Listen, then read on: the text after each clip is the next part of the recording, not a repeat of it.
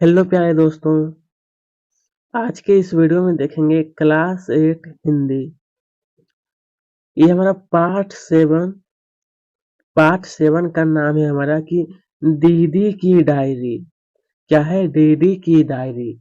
तो इसमें हम लोग देखते हैं इस पाठ में सभी क्वेश्चन आंसर को हम लोग एक एक करके देखेंगे। ठीक है, अभ्यास। तो चलिए हम लोग शुरू करते हैं। देखिए, सबसे पहले मैं दिया था पार्ट से, इसमें से हमारा सबसे पहले पूछा गया था प्रश्न 1। प्रश्न 1 में दिया गया था कि दीदी का है दीदी की डायरी संजू ने क्यों पढ़ी। तो यहाँ पर लिखना है कि उत्तर में कि संजू डायरी लिखना चाहती थी, पर उसे समझ नहीं आ रहा था कि वह शुरुआत कैसे करे, इसलिए उसने अपनी दीदी से कहकर उनकी डायरी पढ़ी थी। ठीक है, बस यही एक कारण था। ठीक है दोस्तों, चलिए अगला हम लोग देखते हैं प्रश्न 2। प्रश्न 2 में दिया गया है कि संजू, कहा गया है कि संजू की दीदी किस चुट चुटकुले को पढ़कर लौटपोट हो गई थी। कौन सा चुटकुला था? तो यहाँ पर आपको लिखना है कि संजू की दीदी निम्न चुटकुले को पढ़कर लौटपोट हो गई थी, जो कि इसमें से ये पॉइंट में आपको लिख लेना है सबसे पहले कि खरी खरीदार। तो इसमें लिखना है आपको कि मालिक से इस भैंस की तो एक आंख खराब है, फिर इस भैंस के 7,000 क्यों मांग रहे।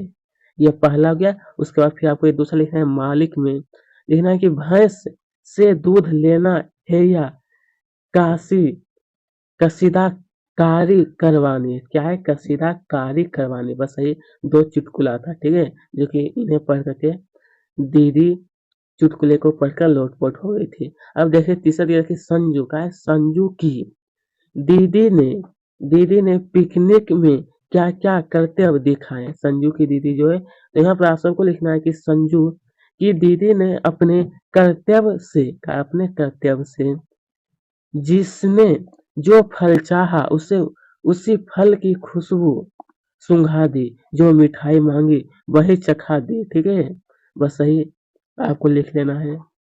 उसके आगे हम लोग देखते हैं। देखिए यहाँ पर हमें दिया है क्वेश्चन नंबर 4।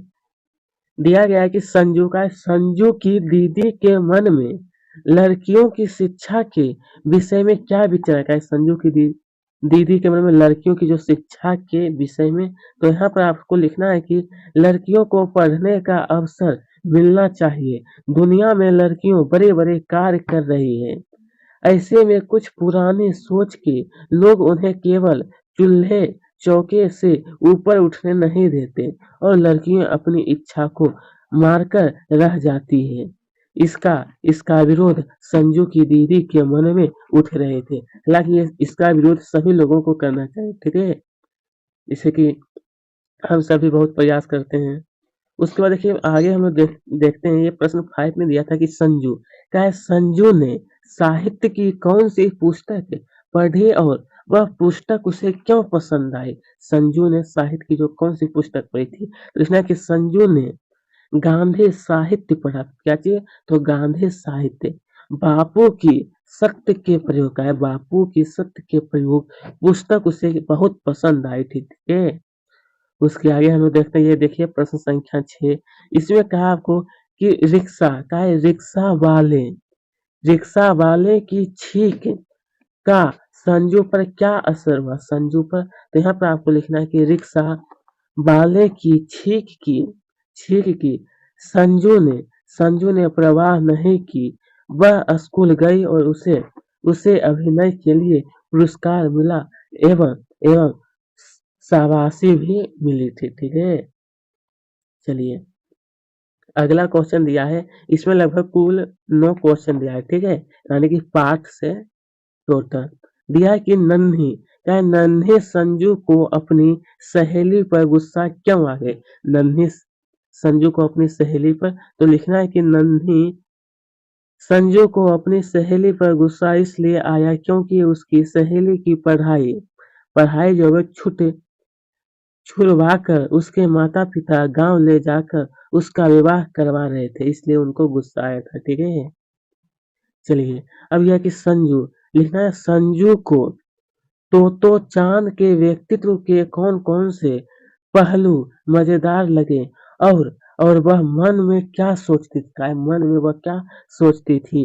तो लिखना आपको कि लिखना है कि तोते चांद एक जापानी लड़की थी। कैसी थी? एक जापानी। तोते चांद एक मनमौजी लड़की थी जिसे अपनी शरारत के कारण कई स्कूल बदलने पड़े। वह यहाँ रेल के डिब्बे वाले स्कूल में जम गई। शिक्षक का कोई डर नहीं, पूरी आज़ादी उसका जीवन बदल गया। संजू को यह पुस्तक बहुत अच्छी लगी। वह सोचती कि क्या हमें भी पढ़ने की ऐसी आज़ादी मिल सकती है? बस इसी बात को बस सोच रही थी। कौन? संजू। ठीक है? उसके बाद देखिए अगला दिया है, क्या है? संजू। कहा गया है मेरे दोस्त कि संजू की पूरे दिन उदासी में बीतने के क्या कारण थे? कौन? तो संजू जो थी उसके उदासी में पूरे दिन बीतने का, तो लिखना है कि संजू के पूरे दिन उदासी में बीतने का कारण था उसकी सहेली नीलू। क्या थी? तो नीलू। कल से पढ़ने नहीं जाएगी। घर वाले उसके हाथ पीले कर देंगे। उसकी सहेली संजू से गले लगकर रोने लगी। कहती थी, बहन पढ़ने का बेहद मन है, पर क्या करूं? कोई मेरी बात सुनता ही नहीं। ठीक है? बस इतना आपको लिख लेना। ये प्रश्न संख्या 9 था। बस इतना ही क्वेश्चन था। अब इसके आगे हम लोग देखते हैं पाठ से आगे। तो देखिए सबसे पहले हमारा दिया था कि आपके माँ पापा और शिक्षक आपको बहुत से कार्यों के लिए प्रोत्साहित करते हैं, जिसके कारण आपके जीवन में परिवर्तन होता है। उन अनुभवों को कक्षा में परस्पर चर्चा कर आपको क्या है लिखने के लिए। ठीक है? तो आप इस प्रकार से दोस्तों लिख सकते हैं कि हमारे माँ बाप और शिक्षकों ने हमेशा हमें आगे बढ़ने के लिए प्रोत्साहन दिया। हमारे सामने कोई भी परिस्थिति आए, उनसे हमें डरना नहीं, उसका हमें डटकर सामना करना है। इसके साथ हमें अच्छा नेक इंसान बनना सिखाया। दूसरों की मदद करो, यह हमारे शिक्षकों ने हमेशा हमें कहा है। अगर हम हार जाते हैं तो उनसे हमें दुखी नहीं होना है, उससे हमें सीख लेनी है और जीवन में आगे बढ़ना है। सुबह जल्दी उठो, व्यायाम करो, तंदुरुस्त रहो, यही हमारा माँ बाप और शिक्षकों ने कहा। ठीक है? बस इतना आपको लिख लेना है। उसके आगे दोस्तों दूसरा क्वेश्चन दिया था कि हमारे समाज में लड़कियों को पढ़ने और उच्च कक्षाओं तक शिक्षा को जारी रखते हुए आगे बढ़ने का कितना अवसर मिल पाता है? अभी के समय में हालांकि बहुत ही अभी अधिक अवसर मिल पा रहा है लड़कियों को भी। ठीक है? का इसको समूह में चर्चा करके उत्तर आपको लिखना है। तो आपको लिखना है कि हमारे समाज में लड़कियों को घर से बाहर निकलने के लिए पढ़ने के लिए बंदी थी, लेकिन आज हमारा समाज आगे बढ़ चुका है और आज बहुत सारी लड़कियां शिक्षित है। वह खुद भी आगे बढ़ रही है और हमने समाज को भी आगे ले जा रही है। समाज को भी लड़की लोग क्या करें तो आगे ले जा रही है। आज ऐसा कोई विभाग नहीं है जहाँ पर लड़कियां काम नहीं करती। स्त्रियों को शिक्षित करने के लिए सरकार ने भी बहुत कायदे बनाए हैं, जिसका उपयोग लड़कियां लोग क्या करें वो कर रही है। ठीक है? अपने जीवन में। चलिए दोस्तों इतना ही आपको लिखना था। फिर देखिए मैं प्रश्न संख्या 3 में दिया था कि क्या हमें शकुन अपशकुन जैसे शकुन और अपशकुन जैसे मान्यताओं पर विश्वास करने चाहिए? इन मान्यताओं को स्वीकार करने के कारणों पर साथियों व अभिभावकों से चर्चा कर अपनी समझ को कहा आपको लिखने के लिए अपनी समझ। तो यहाँ पर आप सबको लिखना है कि आज आज हमारा समाज पढ़ा लिखा हुआ है, फिर भी वह सगुन अपशगुन एक तरह का माने तो ये हमारा क्या है अंधविश्वास होता है। ठीक है? जिससे कि मान्यताओं पर विश्वास करता है, क्योंकि बचपन से उसे यही सिखाया जाता है। बड़े बुजुर्गों बड़े बुजुर्ग जो कहते हैं वही उन्हें मानना पड़ता है। वह ऐसी परिस्थितियां से ही बाहर आते हैं जहाँ पर ऐसी मान्यताओं का स्वीकार किया जाता है। ठीक है? बस इतना आपको उत्तर में लिखना है दोस्तों। उत्तर में चलिए ये हमें देखते हैं प्रश्न संख्या 4 में दिया गया है कि आप कहा गया है मेरे दोस्त कि आप अपने विद्यालय और तोते चांद के विद्यालय में क्या फ़र्क महसूस करते हैं अपने विद्यालय और तोते चाँद के विद्यालय में? अपने अनुभव को संक्षेप में आपको क्या लिखने के अनुभव को, तो यहाँ पर आप सबको लिखना है उत्तर में मेरे दोस्त कि हमारा विद्यालय एक इमारत में स्थित है जबकि तोते चाँद का विद्यालय एक रेलगाड़ी में स्थित है। उसे सीखने के लिए रेल के डिब्बे में बैठना पड़ता है। हम कक्ष में जाकर बैठते हैं।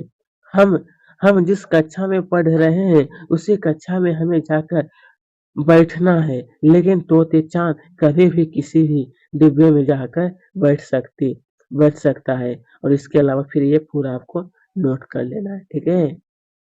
चलिए, अब हम लोग देखते हैं देखिए यहाँ पे देखते हैं ये प्रश्न संख्या 5 पूछा गया है, यहाँ से यहाँ तक और इसका उत्तर मैं सिर्फ़ आपको बता देता हूँ और इसका उत्तर ये आपको पूरा नोट कर लेना है, ठीक है? ये पूरा हो जाएगा इसका उत्तर, ये प्रश्न संख्या 5 का उत्तर है। तो चलिए अब हम लोग इसी प्रकार से आगे बढ़ते हैं। देखिए यहाँ पर देखते हैं दिया गया है प्रश्न संख्या ये दिया है प्रश्न क्रमांक 6 दिया है कि लड़कियों को पढ़ने की आज़ादी ना होने पर चाहे ना होने पर क्या हानि होगी? लड़कियों को अगर पढ़ने की आज़ादी नहीं दिया जाए तो लिखना है कि लड़कियों को शिक्षित होना आवश्यक है। वह सिर्फ खुद नहीं नहीं पढ़ती नहीं पढ़ती अपने साथ-साथ अपने घर समाज को भी वह पढ़ाती करती है। उन पर परिवार की ज़िम्मेदारी होती है, ठीक है? इसलिए लड़के लोगों को भी पढ़ना ज़रूरी होता है, शिक्षित रहना चाहिए। चलिए, अब देख सकते हैं दिया है कि डायरी लिखने के क्या लाभ हो सकते हैं? क्या है डायरी जो होता है ना, उसको क्या है लिखने के क्या लाभ हो सकते हैं, उस पे आपको बताना है। तो देखिए दोस्तों इस प्रकार से लिखना आपको उत्तर में कि डायरी लिखने से हम याद रख सकते हैं कि कौन से दिन में कौन से दिन में होंगे क्या-क्या। अगर हमने कुछ गलत कार्य किए हैं तो हम उसे सुधार सकते हैं। इससे हम एक अच्छा इंसान बन सकते हैं। डायरी लिखने से हमारी स्मरण शक्ति भी अच्छी रहती है। स्मरण का मतलब होता है कि अभ्यास, ठीक है? अभ्यास। बड़े-बड़े लोगों की यह खासियत होती है कि वह डायरी लिखते हैं। इससे हमें पता चलता है कि उन्होंने अपने जीवन में क्या-क्या कार्य किया। इसलिए दोस्तों सभी लोगों को डायरी लिखना ज़रूरी होता है। ये हमें इतना ही आपको लिख लेना है। उसके बाद दोस्तों हम लोग देखते हैं ये हमारा भाषा से पूछा गया था कि सबसे पहले दिया था कि अधिकतर धातु के 2-2 प्रेरणार्थक क्रिया बनती है। पहले प्रेरणार्थक में होता है आ, क्या होता है मेरे दोस्त? आ और दूसरे में वा जुड़ता है। जैसे कि आप देखते हैं कि आप खेलना, बोलना, खाना, रोना देना जैसे क्रियापदों में प्रेरणार्थक क्रिया बनाइए। ये सब आपको कुछ क्रिया दिया है इसको आपको प्रेरणार्थक बनाना है। खेलना का सिर्फ खेलना हो जाएगा, बोलना का बुलवाना, खाना का खिलवाना, रोना का रुलाना, रोना का क्या होगा दोस्तों रुलाना और देना का क्या होगा? देना का हो जाएगा दिलवाना। ये सब प्रेरणार्थक क्रिया है, ठीक है? प्रेरणार्थक। चलिए, अब देखते हैं दूसरा दिया है कि पाठ में प्रयुक्त अव्ययीभाव समास के 5 उदाहरण दीजिए। क्या है पाठ से ही आपको अव्ययीभाव समास के 5 उदाहरण आपको लिखना है। यहाँ पे आपसे जैसे कि दिन भर, अवसर, बेहद उसके बाद दिन भर उसके बाद फिर एक लास्ट में हमारा हो जाएगा अत्यंत। ये हमारा 5 अव्ययीभाव समास है, ठीक है? अव्ययीभाव। चलिए, अब देखिए हमारा दिया है प्रश्न 3 देखिए दोस्तों हमारा आगे दिया गया है मैं आपको सिर्फ बता देता हूँ अच्छी तरह से देखिए इसमें आपको कहा गया है ये हमारा कुछ शब्द दिया गया है और ये सब जो आप देखेंगे कूदना चौके चूल्हे ये सब क्या है एक तरह से हमारा द्वंद्व समास का ये एक प्रकार का उदाहरण है जो कि द्वंद्व समास में क्या होता है कि दोनों पद जैसे कि हस्ती और हसाती ये दोनों पद क्या है प्रमुख है इसी को हम लोग कहते हैं द्वंद्व समास तो इसी प्रकार से आपको कहा गया कि पुस्तक में इसी समास के 10 उदाहरण को ढूंढकर लिखिए और उसका समास वगैरह आपको करना है जैसे कि आप देखते हैं कि हस्ती और हसाती इसका समास वगैरह इस प्रकार से होगा हस्ती और हसाती इसी प्रकार से देखा देखी मतलब देखा और देखी फिर देखते हैं कि फूल और पत्तियां इसके आगे फिर दिया है कि डूबती और उतारती नाच और गाना आने और जाने उसके आगे फिर दिया कि खेलने और कूदने शकुन और अपशकुन डांट और डपट ये पूरा आपको नोट कर लेना है ठीक है चलिए उसका फिर दिया कि डांट और डपट और एक और दो ये हमारा क्या है एक प्रकार का समास समास विग्रह होता है, ठीक है, इसी को हम लोग कहते हैं। चलिए अब देखते हैं, दिया है कि चार का है, चार अन्य ध्वन्यात्मक का ध्वन्यात्मक शब्दों का अपने वाक्य में प्रयोग, जैसे कि टप टप लिखना कि टप टप करके बारिश बरस रही थी। इसी प्रकार से आपको वाक्य में प्रयोग करना है इसको, इसके छूम छूम लिखना कि पायल की छूम छूम आवाज मन को लुभाती है। टक टक मतलब कि दरवाजे पर किसी ने टक टक किया दरवाजे पर। फिर ये हमारा कि ढम ढम लिखना कि पालिका पा पालकी में ढम ढम करके ढोल बजाए जा रहे थे। बस इसी को आपको कहा गया था कि वाक्य में प्रयोग करने के लिए, जो मैं आपको बता दिया हूँ। उसके बाद यह है कि रामदयाल ने एक वाक्य लिखा, मैं प्रति रोज श्रुति लेख लिखता हूँ, इस वाक्य में क्या क्या अशुद्धि है, इस उसका कारण लिखिए और वाक्य शुद्ध करके लिखिए। मतलब ये हमारा वाक्य दिया है, इसमें कहा है क्या अशुद्ध है, जो कि आपको शुद्ध करके लिखना है। ये देखिए हमारा शुद्ध हो जाएगा यहाँ पर कि मैं रोज श्रुति लिखता हूँ, श्रुति लिखता हूँ, ये हमारा शुद्ध वाक्य है। और देखिए यहाँ पर कहा है, हालांकि ये आप नहीं भी लिखे तो कोई दिक्कत नहीं, सिर्फ आपको ये आपको लिखना था, ये हमारा शुद्ध वाक्य हो जाएगा, ठीक है, उत्तर में ही आपको लिख देना है। चलिए अब दिया है कि नीचे लिखे वाक्य को पढ़िए। यहाँ देखिए दो वाक्य दिया है कि मैं तो रात भर उनके पास बैठी रही और मुझे आप आपसे इतना भर कहना है, और इसको कहा है पढ़ने के लिए और सिर्फ आपको पढ़ना है। फिर देखिए प्रश्न 7 का है, इन दोनों वाक्यों में भर शब्द का प्रयोग हुआ। देखिए यहाँ पर भी भर, इसके ऊपर में भी भर का उपयोग हुआ है। क्या ये इस निपात सूचक शब्द पूर्वक के पाठ में आपने इस विषय में पढ़ा दिए हैं। दोनों वाक्यों में इसका क्या अर्थ होगा, अलग अलग दोनों में क्या था इसका अर्थ था, जो कि आपको बताना है। के अर्थों पर विचार कीजिए और आपको लिखना है, ठीक है। जैसे कि देखिए दोस्तों, पहले वाक्य में जो भर है ना, तो उसमें आपको कहा है कि उनके पास बैठी रही, इस वाक्य में घर मतलब पूरा समय या जब तक रात खत्म नहीं होती।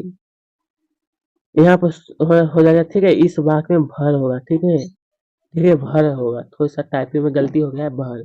अब देखिए दूसरे वाक्य में कहा है कि मुझे आपसे इतना भर। यहाँ पर देखिए भर का कहना है कि इस वाक्य में भर इस शब्द का अर्थ है सिर्फ मुझे सिर्फ इतना ही कहना है। बस दोनों में भर है लेकिन दोनों का कहना अलग है, ठीक है। तो क्या है दोस्तों, आज का ये वीडियो हमारा यहीं पर समाप्त होता है।